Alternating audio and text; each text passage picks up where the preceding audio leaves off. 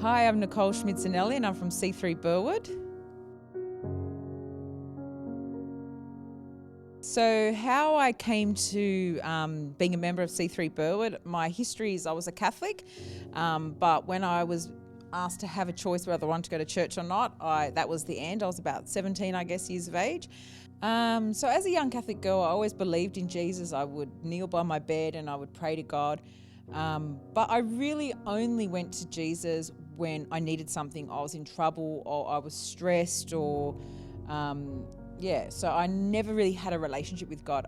Apart from when I needed him, I never even thought of Jesus. During my teen years, I guess I was brought up quite strict in that Catholic setting. So I always knew that if I did anything bad, that I was going to go to hell, basically. And then when I had children, I had my sister-in-law always telling me, let's go to church. And I'm like, no, I'm not going to waste my weekend doing that. And then I had a child, and then I thought, she kept inviting us. And so Lorenzo and I guess, were both in the same. He was brought up a Catholic as well. And we both weren't really interested in going to church. We thought she was wasting her time every Sunday, and it was really inconvenient for our family because we'd want to hang out with them, and they were going to church and they were very committed. And she never let up. So she would talk to us about God every single weekend. I was like, oh, can you just stop talking about God? Like, let's talk about something else. But she never let up. And I think she knew her brother very well, and she knew that food was his love language. So she said, we're having a cultural night. There's going to be heaps of food.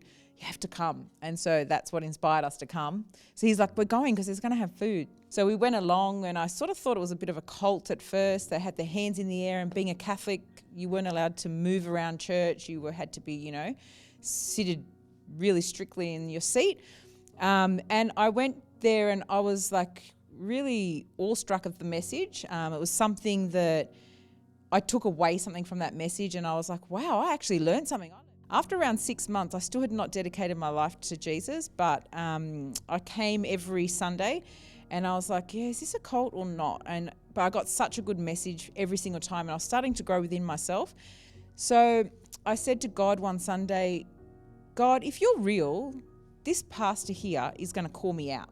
And I said it in my head, and no one heard me, obviously. And then within 2 minutes, that pastor goes, you there, come here. And I'm like, me?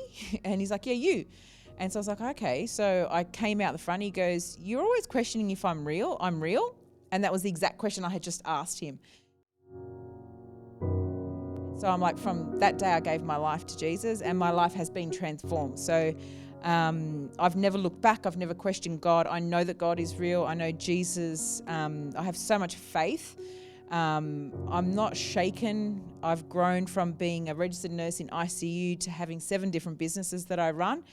And I've just grown so much. My family has grown. I'm blessed in so many different ways.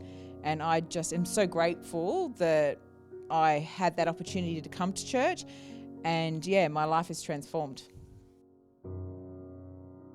The future for me looks like whatever I do, I always look to God first, and I just leave it to him. When there's things that I really want to happen, and there's something particular I really want to happen, but it's not happening, and I just know that it's not the right time, God will open up that door when it's in his timing, and he will always make it be. So I look back and go, thank God I didn't do it when I wanted to do it, because it will always be much better. So God will always put that icing on the top of the cake. He will make it so that you know it was a godsend, and I just trust God. So my future is always about God. Everything, with my children, with my husband, with church, with my work, with my friendships, everything, I just put God in the middle of it.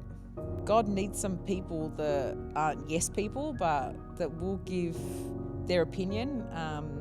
And I think that God will use my strength to be able to open up doors or just being able to say no, or having a look at it from a different angle. I think that God uses everyone for different. I'm not the person that would answer people at the front door. That's not my calling. But when people get to know me, then they get to know like a softer side.